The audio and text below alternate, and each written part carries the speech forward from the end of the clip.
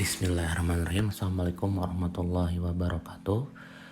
Baik, hari ini pertemuan ke-6 di mata kuliah perhitungan farmasi ya. Oke, pertemuan ke-6 ini akan membahas terkait tentang rata-rata dan standar deviasi. Oke, mungkin kedua hal yang akan dibahas ini sudah tidak asing lagi untuk kalian semua. Jadi di sini kita hanya mereview. Jadi materinya tidak akan terlalu banyak disampaikan ya. Oke, seperti itu. Baik, yang pertama ini mengenai rata-rata. Rata-rata ini bisa disebut juga istilahnya itu mean atau bahasa kitanya mean ya. Oke, mean atau mean itu disebut dengan rata-rata ya. Oke, rata-rata itu sebenarnya apa ya? Jadi rata-rata itu suatu bilangan yang mewakili sekumpulan data ya. Jadi ada data beberapa atau banyak data, itu kemudian perwakilannya itu disebut dengan rata-rata ya, seperti itu. Oke, perhitungan rata-rata dilakukan dengan menjumlahkan seluruh nilai data suatu kelompok sampel, kemudian dibagi dengan jumlah sampel tersebut ya.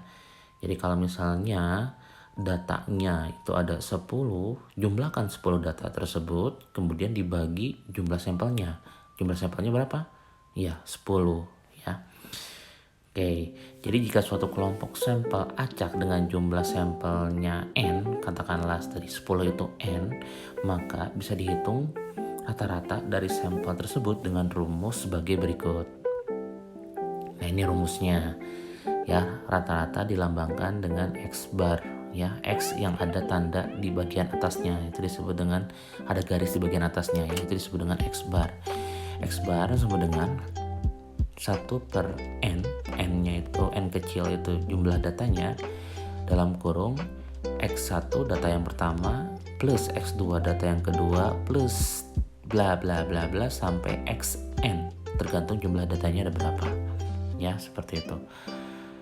Oke, atau dengan notasi sigma, X bar sama dengan 1 per N ya, sigma N ya, dimana I sama dengan 1 ya, X I ya, I-nya itu I titik kecilnya itu ya tergantung dari nanti datanya ya, seperti itu nilai datanya. Oke, ini terkait tentang rata-rata. Contoh di sini ya. Contoh di sini, seorang praktikan sedang melakukan pengukuran pH pada sediaan gel. Pengukuran dilakukan 10 kali, berarti jumlah datanya ada 10 dengan data sebagai berikut. Ya, datanya ada 7,2, 7,1, 7,5, 7,4, 7,2, 7,3, 7,1, 7,3, 7,2 dan 7,5 ya. Nah, dari data pengukuran pH yang didapat, yang tadi 10 data tersebut, berapakah rata-rata pH untuk sediaan gel tersebut ya? Oke, ini mudah ya. Oke, jadi jawabannya dengan tadi rumus rata-rata, semua data yang 10 data itu dijumlahkan dibagi 10 ya. Nanti penjumlahannya 10 data itu menghasilkan jumlahnya sekitaran 72,8 ya, dibagi 10 itu jumlah datanya ya, sama dengan 7,28. Itu rata-rata dari contoh soal berikut ini ya, seperti itu. Nah, untuk menghitung rata-rata, kalau misalnya datanya masih sedikit itu bisa dikotret ya. Tapi kalau misalnya datanya sudah banyak, itu pakai alat bantu saja, pakai kalkulator ya. Tapi kalau datanya banyaknya lebih dari 20 ya, pakai kalkulator takut ngetik-ngetiknya salah ya, nanti bisa pakai alat bantu, pakai program yang namanya Excel. Nah, di Excel sendiri itu rata-rata itu pakai formulanya disebutnya average ya. Formulanya disebutnya average ya, seperti itu. Oke. Nah, contoh yang lain ya. Contoh yang lain di sini, seorang praktikan sedang melakukan pengukuran suhu pada fermentasi yogurt misalnya. Rata-rata suhu yang ideal adalah 37 derajat Celcius untuk fermentasi yogurt. Pengukuran dilakukan 7 kali dengan 6 data yang didapat sebagai berikut: 36,7, 36,9, 37,2, 37, 36,8, dan 37,1. Dari data pengukuran suhu yang didapat dan diketahui rata-ratanya itu kan tadi disebut rata-rata ideal atau 37 derajat Celcius, jadi rata-ratanya udah diketahui ya. Pertanyaannya, berapakah suhu yang ketujuh? Jadi berapakah data yang ketujuh yang tidak diketahui untuk mendapatkan rata-rata 37 derajat Celcius ya. Jadi 6 data udah dapat, rata-ratanya udah ada. Ini pengen tahu data yang ketujuh itu berapa suhunya ya, seperti itu.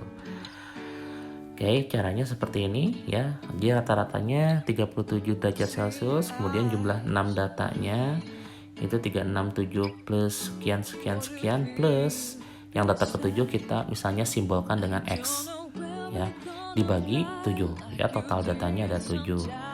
Oke, nanti 7 itu pindah ke sebelah kiri ya, jadi 37 dikali 7, kemudian jumlah 6 data itu 221,7 plus X. Kemudian X ya, X nya sendiri itu berarti 259 dikurangi 221, X didapat nanti 37,8. Jadi data yang ketujuh itu 37,8 derajat Celcius ya, kebayang? Ya, oke, mudah ya ini ya.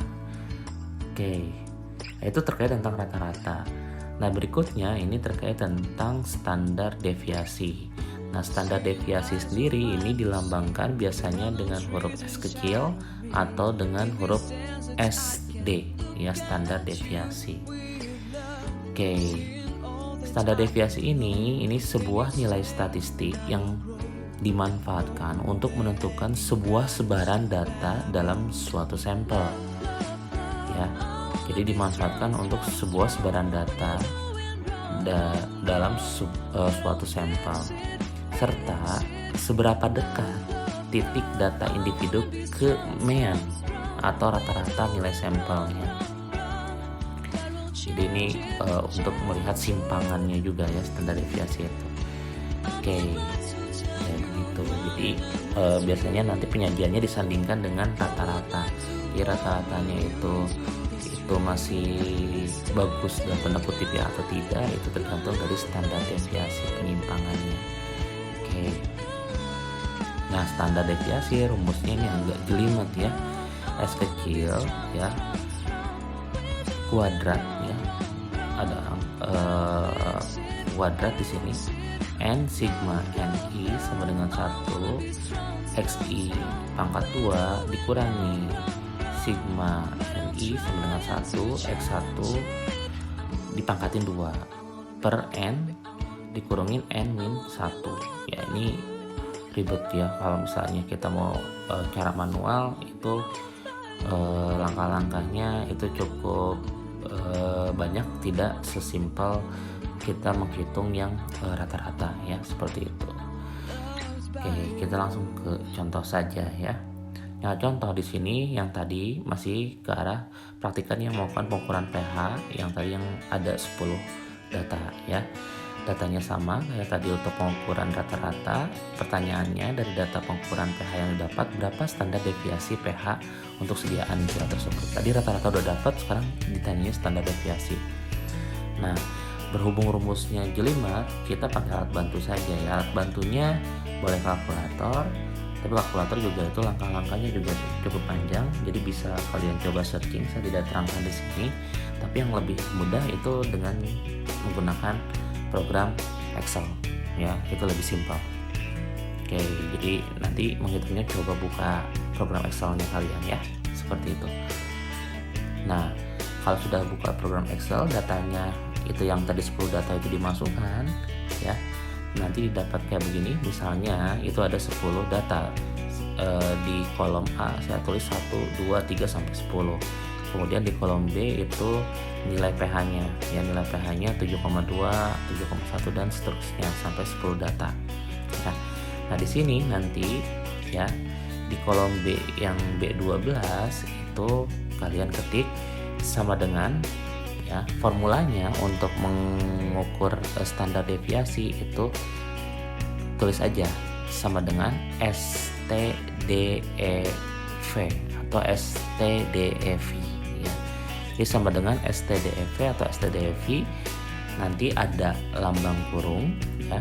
Kemudian kalian sort ya, dari mulai B2 sampai ke bawah, di scroll ke B11, kemudian enter, keluarlah nanti nilai S-nya itu sekitaran 0,15 ya, untuk contoh dari perhitungan pH tadi ya, seperti itu ya. Oke, nah penyajian datanya biasanya ini untuk kalau data tadi pH misalnya untuk kalian nanti penelitian, jadi rata-rata plus minus standar deviasi, penyimpangannya berapa nih plus minusnya. Rata-ratanya tadi udah didapat 7,28 plus minus 0,15. Jadi data dari 10 data tadi itu penyimpangannya sekitaran 0,15.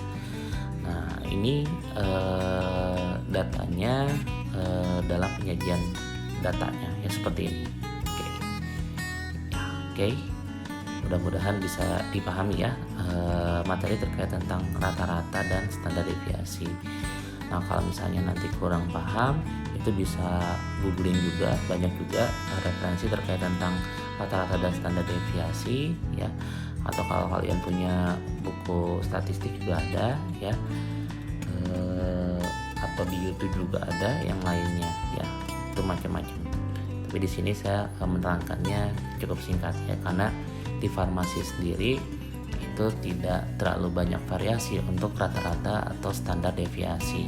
Contohnya ya simpelnya seperti ini, nanti kalau kalian melakukan penelitian atau misalnya ada praktikum terkait tentang perhitungan rata-rata dan standar deviasi ya, seperti itu. Baik ya, sekian materi terkait tentang rata-rata dan standar deviasi, mudah-mudahan bisa dimengerti ya. Terima kasih atas perhatiannya. Assalamualaikum warahmatullahi wabarakatuh.